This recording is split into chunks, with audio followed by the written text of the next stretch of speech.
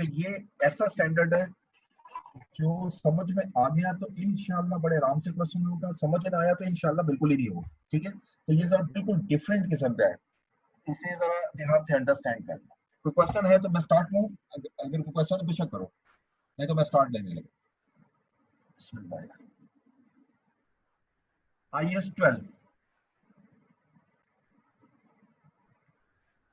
actually IS 12 is related to taxation.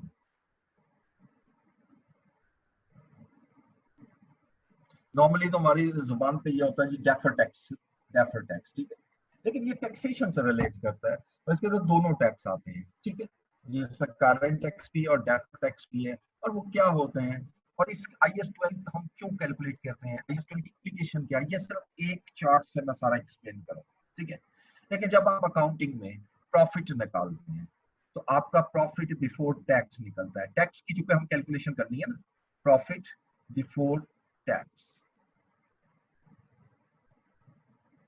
ये chart बड़े ध्यान से समझिएगा।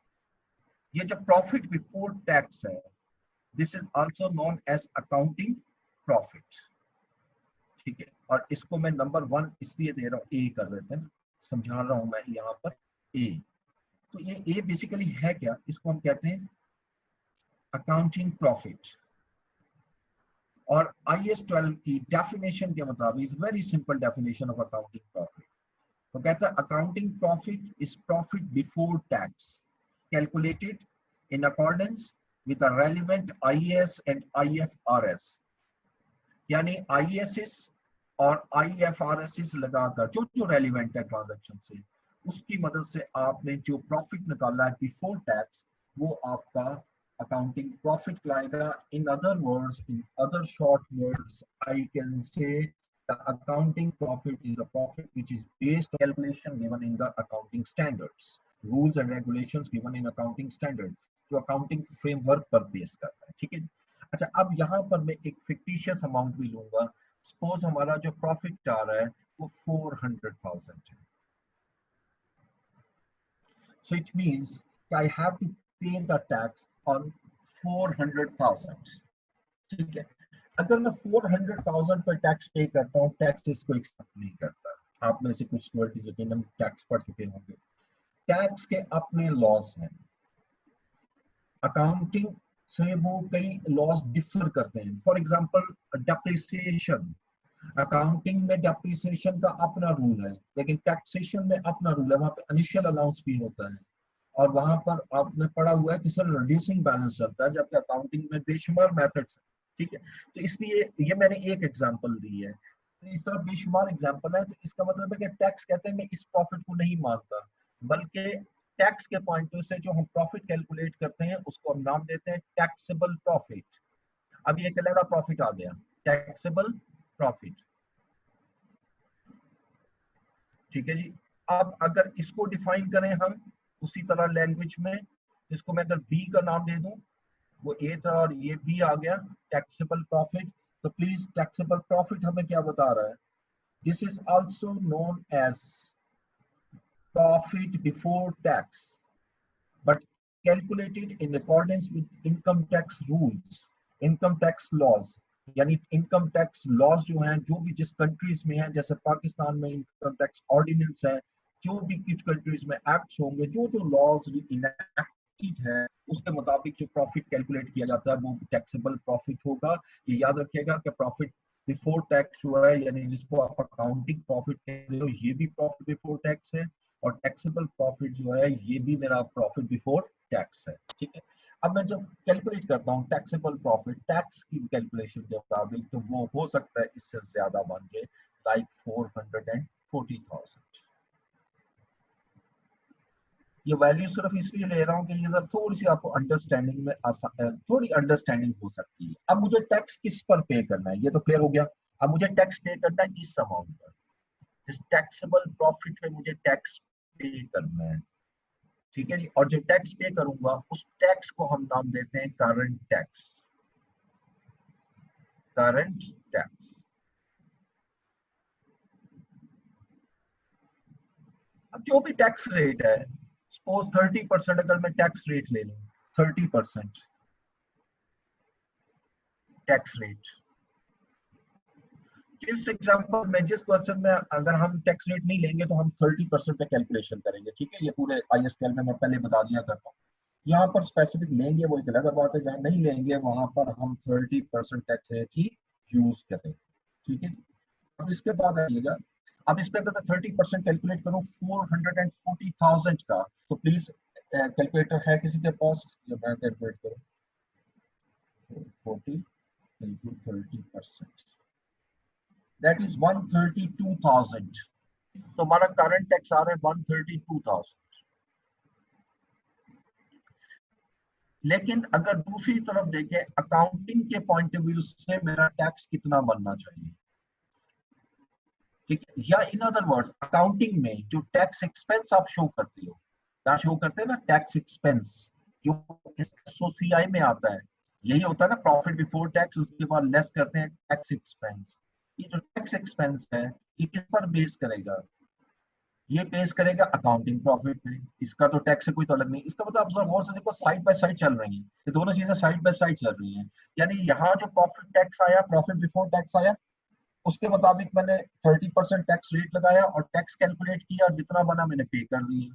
अकाउंटिंग पॉइंट ऑफ व्यू से भी मैंने टैक्स निकाला, उस पे जो टैक्स बन रहा है, उस पे जितना भी टैक्स बन रहा है वो मैंने इसको रिकॉर्ड कर लिया। देखिए मेरा टैक्स बन रहा है यहाँ पर एट अ रेट ऑफ 30%, वही टैक्स रेट तो वही देगा 120,000। यानी अकाउंटिंग में मेरा जो टैक्स है वो 120,000 बनता है, और टैक्स के पॉइंट व्यू से मुझे 132,000 पे करना पड़ा, ठीक है, यानी 12,000 मुझे ज्यादा पे करना पड़ा। अब अकाउंटिंग में इसको एडजस्ट कैसे करना है, क्योंकि ये पेमेंट तो मैंने अकाउंट में रिकॉर्ड करनी है ना, कैलकुलेशन सिर्फ टैक्स पर हुई है। अब यहाँ देखिएगा, अगर इन दोनों को मैं डिफरेंस लूं, यानी टोटल टैक्स एक्सपेंस और करंट टैक्स का, तो दरमियान के अंदर जो है वो डेफर्ड टैक्स आता है। लेकिन इसको डिस्कस करने से पहले यहाँ आइएगा, यहाँ पर अब मेरे दो प्रॉफिट आ रहे हैं, एक अकाउंटिंग प्रॉफिट और taxable profit. Accounting profit is a profit calculated in accordance with relevant IAS IFRS. Taxable profit is the profit calculated in accordance with the tax rules, tax laws, tax ordinances, etc. ठीक है। अब इन दोनों के दरमियान यकीनन difference आ रहा है, ये डिफरेंसेस आ रहे हैं।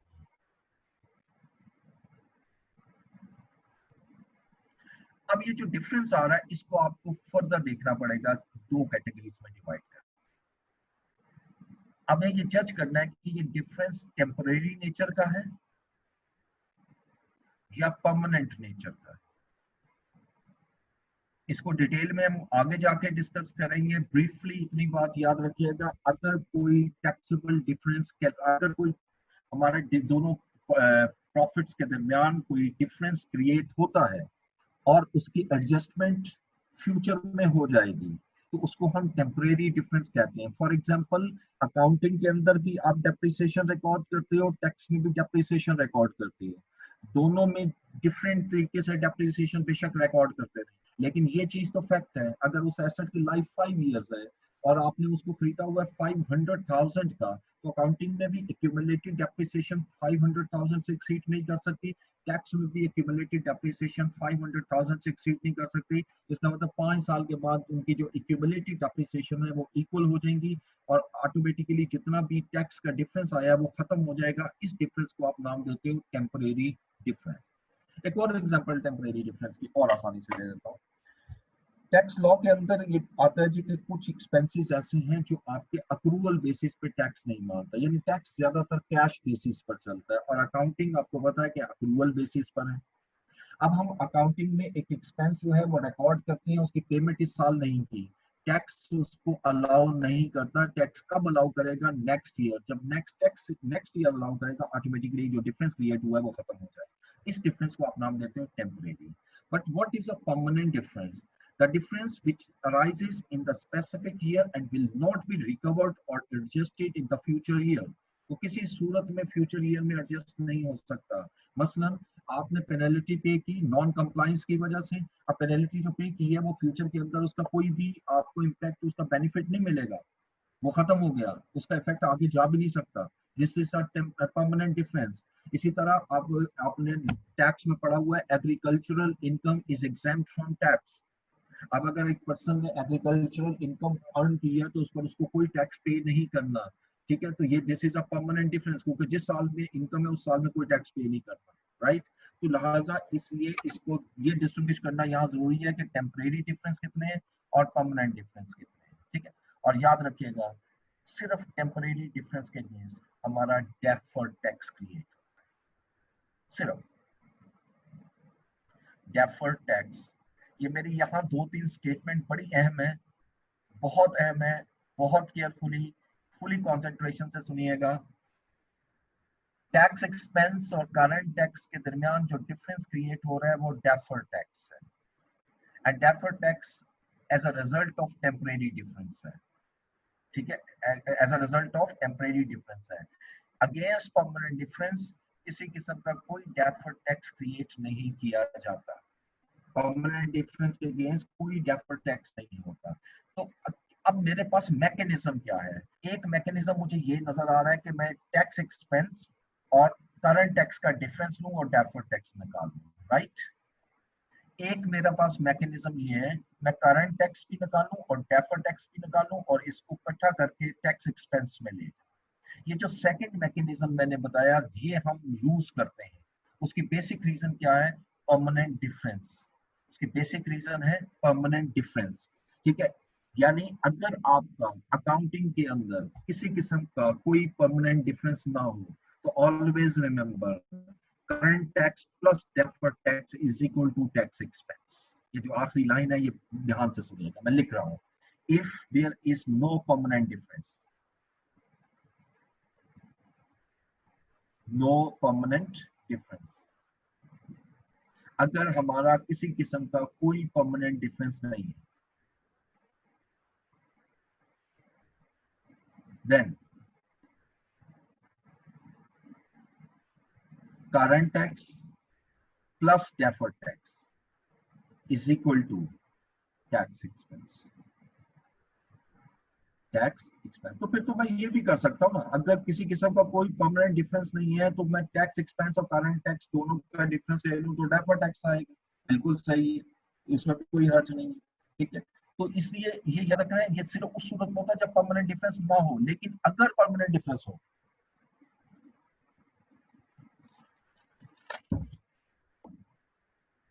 अगर बिजनेस के अंदर परमानेंट डिफरेंस हो तो उस सूरत में आप याद रखिएगा कि किसी एक मिनट होल्ड कीजिएगा, एक मिनट।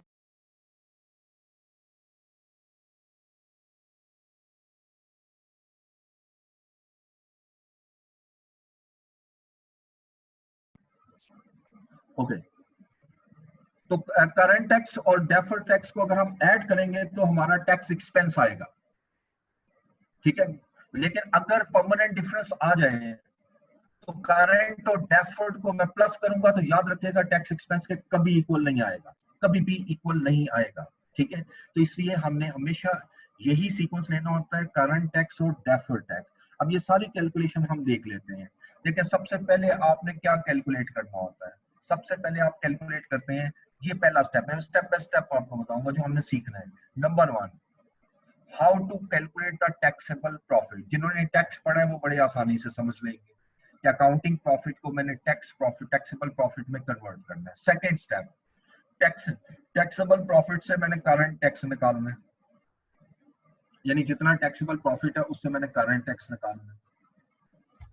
तीसरा स्टेप कि मैंने इन डिफरेंसेस को कैलकुलेट करना है और इन डिफरेंसेस से मैंने फिर डेफर्ड टैक्स कैलकुलेट करना है,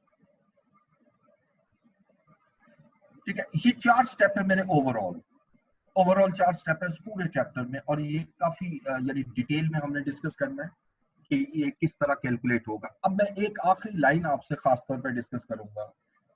अगर आप ड्रिपिंग पढ़ो, आईएफआरएस, ड्रिपिंग आईएफआरएस, उसके मुताबिक बेसिकली है क्या? डेफर्ड टैक्स, वो एक लाइन लिखता है, deferred tax is accrual and or or prepayment of current tax, या टैक्स ऑफ टैक्स, ये कोई अलग चीज नहीं है। देखिए अकाउंटिंग में मुख्तलिफ एक्सपेंसेस होते हैं, उसमें भी तो अक्रूवल और प्रीपेमेंट होती है। इसी तरीके से डेफर्ड टैक्स की भी अक्रूवल और प्रीपेमेंट होती है। डेफर्ड टैक्स की भी अक्रूवल और प्रीपेमेंट होती है। ठीक है, अब देखें यहाँ पर डेफर्ड टैक्स का अगर गौर से देखें तो 132 करंट टैक्स है, टैक्स एक्सपेंस 120 है, यानी इसका मतलब ये जो 12,000 का डिफरेंस क्रिएट हो रहा है, ये मेरा डेफर्ड टैक्स एसेट क्रिएट हो रहा है।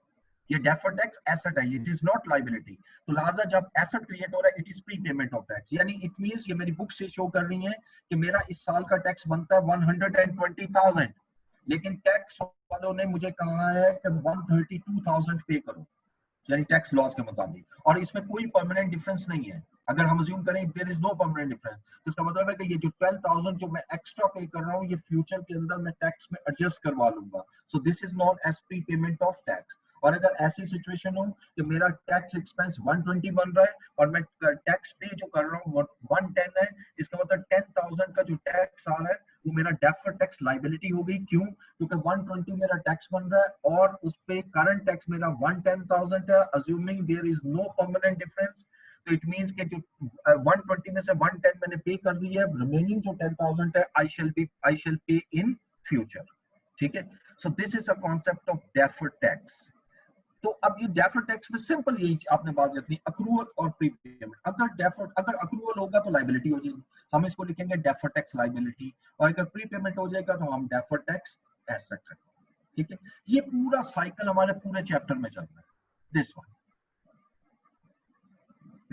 ठीक है, तो अब हम स्टेप बाय स्टेप आगे बढ़ते हैं नेक्स्ट स्टेप पे। पहला स्टेप हमारा क्या है? How to calculate taxable profit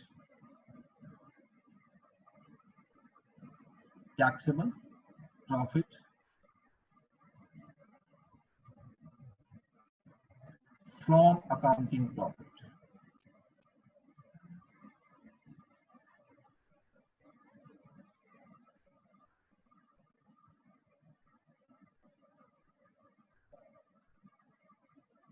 ठीक है, हम अकाउंटिंग प्रॉफिट से किस तरह टैक्सेबल प्रॉफिट कैलकुलेट करेंगे। अच्छा, अब इसका जो फॉर्मेट है वेरी सिंपल फॉर्मेट। हम स्टार्ट लेते हैं जी प्रॉफिट बिफोर टैक्स है, जिसको आप अकाउंटिंग प्रॉफिट कहते हो।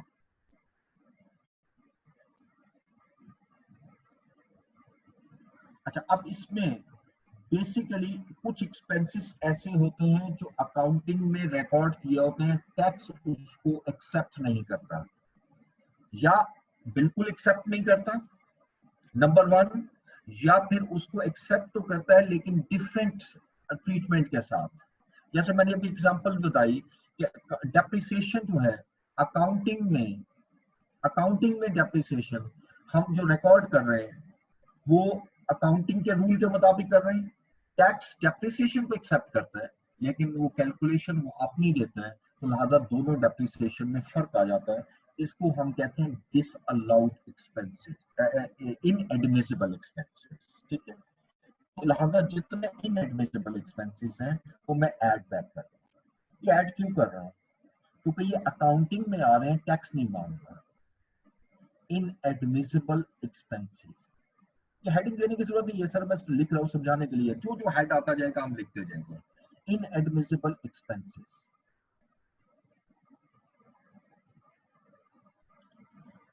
ठीक है जी, और इसके अलावा अगर कोई ऐसा एक्सपेंस हो जिसको टैक्स सिरे से एक्सेप्ट ही नहीं करता, जैसे आपने पढ़ा हुआ है टैक्स लॉज में कि सैलरीज जो है एक लिमिट से जब ज्यादा अमाउंट पर आप पे करोगे कैश में तो टैक्स उसको डिसअलाउ कर देगा।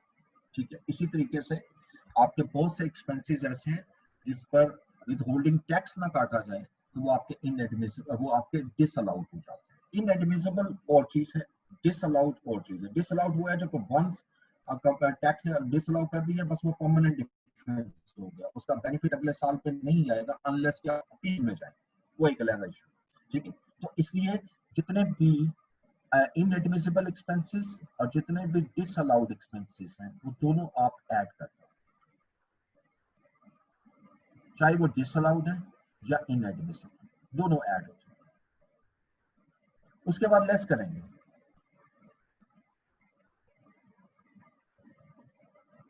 अब लेस करेंगे इसमें एडमिसिबल एक्सपेंसेस।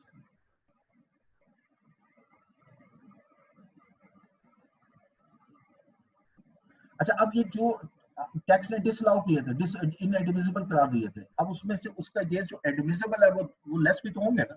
यानी मसलन अकाउंटिंग डेप्रिसिएशन टैक्स नहीं मान रहा, मैंने ऐड कर दिया, लेकिन टैक्स डेप्रिसिएशन तो टैक्स एक्सेप्ट कर रहा है ना, वो फिर लेस भी तो करूंगा। वो बिल्कुल जो टैक्स एक्सपेंस कह रहे हैं कि ये रिकॉर्ड कर सकते हो, मैं बिल्कुल रिकॉर्ड करूंगा, ठीक है। तो लिहाजा ये सारे के सारे लेस कर दिए, लेकिन डिसअलाउड एक्सपेंस जब ऐड होंगे तो ये लेस नहीं होंगे, क्योंकि ये परमानेंट नेचर के हो।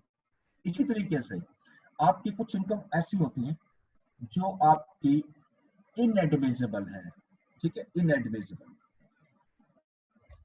इनएडमिसिबल इनकम, लाइक आपका, आपने इनकम रिकॉर्ड की अकाउंटिंग में ऑन अक्रूवल बेसिस। जैसे आप सर्विस बिजनेस पोज कर रहे हैं, आपने कुछ सर्विसेज रेंडर कर दी हैं, लेकिन अभी तक आपने इनकम रिसीव नहीं की, ठीक है। टैक्स ये कहता है जी कि income shall be taxed on the basis of receipt. तो लिहाजा इस साल की मैं इनकम रिकॉर्ड अकाउंटिंग में तो कर सकता हूँ, टैक्स मुझे अलाउ नहीं कर रहा, तो उस इनकम को मैं इनएडमिसिबल इनकम करा दूंगा। और इसी तरीके से अगर कोई परमानेंट नेचर की आएगी इनकम, उसको हम एग्जेम्प्ट इनकम कहते हैं। परमानेंट नेचर की है उसको हम एग्जेम्प्ट इनकम कहते हैं। ये लेस कर देंगे, लेकिन उसके बाद दोबारा ऐड कर देंगे सिर्फ और सिर्फ कौन सी इनकम, एडमिसिबल, एडमिसिबल इनकम,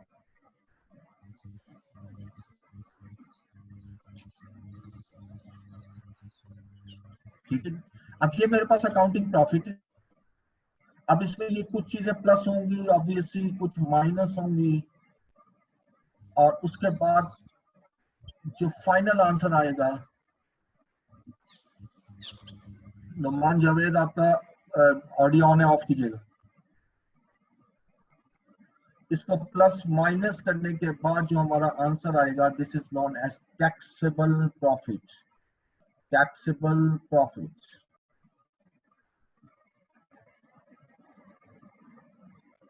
अच्छा, अब इसमें कई स्टूडेंट्स का ये क्वेश्चन होता है कि क्या हमें टैक्स लॉस भी यहाँ पर आने जरूरी है, हमें पता होना चाहिए टैक्स लॉस। लेकिन ऐसा बिल्कुल नहीं है। जो अकाउंटिंग के अंदर जब वो एग्जामिनर क्वेश्चन बनाता है, वो इस चीज को माइंड में रखता है कि कुछ स्टूडेंट्स ने शायद अभी टैक्स नहीं पढ़ा, इसलिए जो टैक्स का ट्रीटमेंट है वो हमें दे देता है क्वेश्चन के अंदर कि टैक्स ये कहता है। मिसाल के तौर पर वो लिखता है कि interest expense is accrued in accounting at this rupees. However, tax allowed to record expense on payment basis. इस तरह की वर्डिंग्स वो एक्सप्लेन करता जाता है, और ये जरूरी नहीं है कि ओरिजिनल टैक्स लॉ से सेम हो, ठीक है। ये भी ध्यान में रखें, बाज़ का कोई बिल्कुल अलग से वर्डिंग दे देता है कि टैक्स रूल्स ये हैं, तो बहरहाल जो हमें क्वेश्चन में दिया हमने वो अप्लाई करने होते हैं टैक्स रूल, और जितने भी अकाउंटिंग ट्रीटमेंट है उसको हमने यानी उसको रिवर्स करना होता है। ये मेरी आखिरी बार जो लफ्ज मैंने यूज किया, ये बड़ा जरूरी था, आपने सिर्फ इतनी सी बात याद रखनी है कि अकाउंटिंग ट्रीटमेंट आप रिवर्स कर दो, अकाउंटिंग ट्रीटमेंट रिवर्स कर दो। जब अकाउंटिंग ट्रीटमेंट में रिवर्स करूंगा तो ये प्लस भी हो सकता है माइनस भी, वो बात का मसला है, उसको नहीं अब यहाँ देखूंगा। मैं सिर्फ ये कह रहा हूँ कि अकाउंटिंग ट्रीटमेंट हम रिवर्स करेंगे, और टैक्स ट्रीटमेंट हम इनकॉर्पोरेट करेंगे।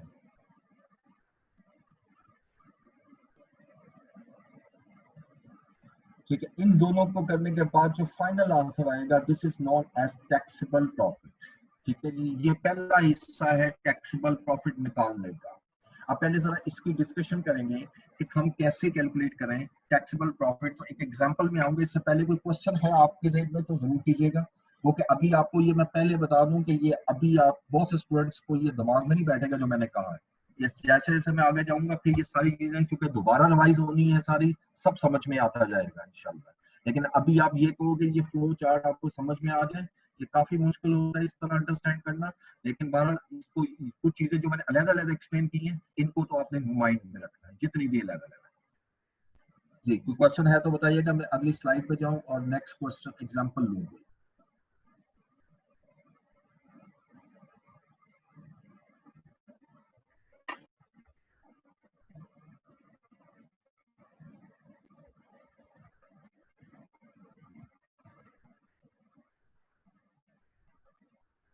जी अब आगे चलते हैं जी next.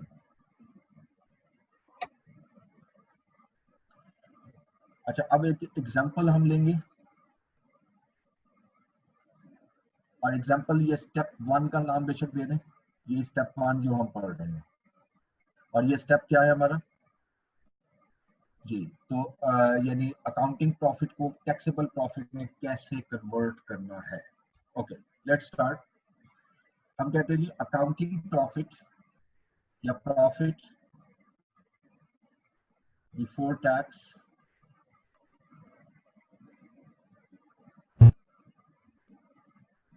Of Nishat sons was rupees 280,000 for the year ended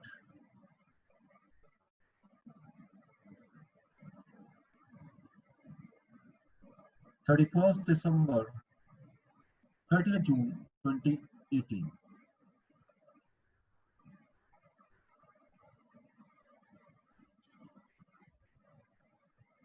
Following information are relevant, बस कोई लंबा नहीं लिखता, ये छोटे छोटे वर्ड लिखना relevant. Number 1, depreciation expense included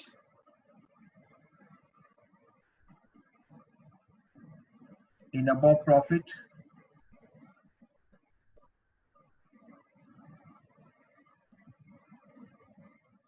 was rupees 65,000. Tax allowed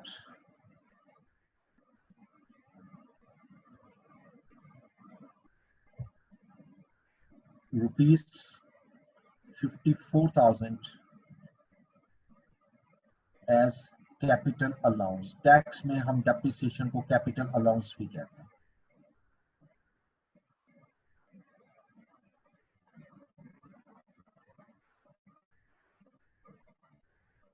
Number 2,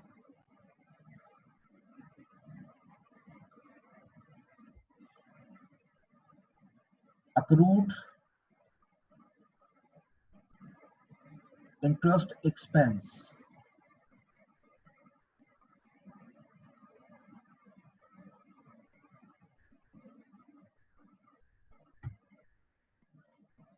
at start and end of the year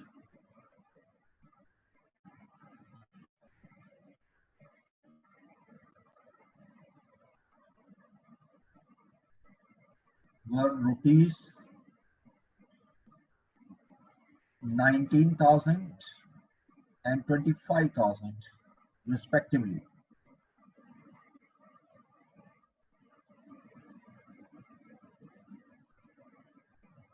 $25,000 respectively.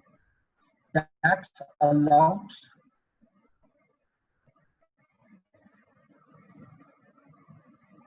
to recognize rupees 37,600 as expense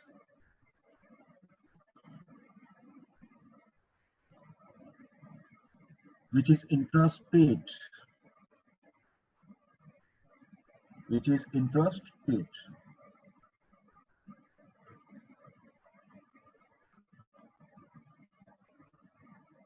Number 3,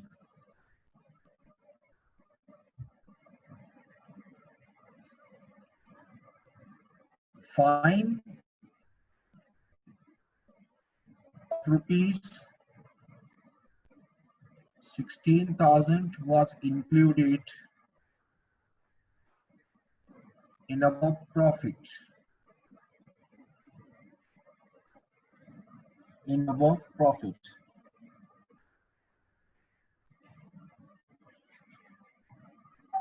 $16,000 का जो फाइन है वो आपका ऊपर प्रॉफिट में इंक्लूड है, ठीक है। Number 4,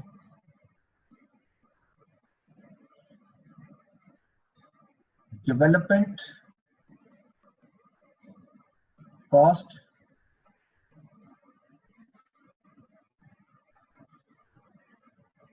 of ₹900,000 was capitalized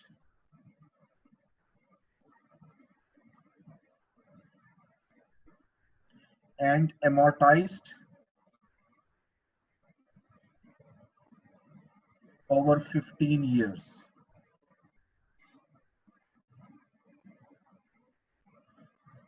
Tax disallowed 10% of development cost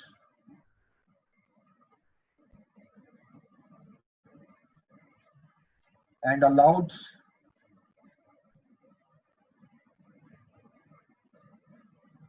amortization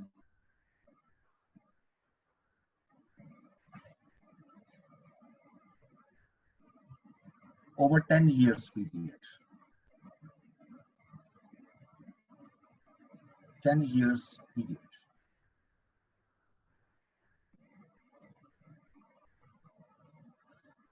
ठीक है, ये मैंने 4 एडजस्टमेंट आपके सामने ली, एक एडजस्टमेंट और ले लूंगा। Agricultural income of ₹10,000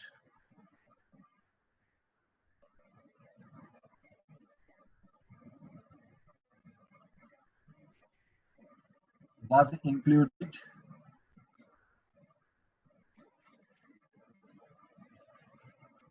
in above profit,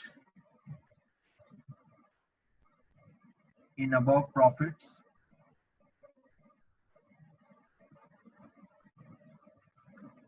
exempt from tax.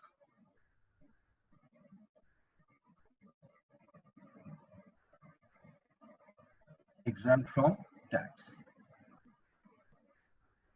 Okay, अब वो कैलकुलेट रिक्वायरमेंट उसकी वही है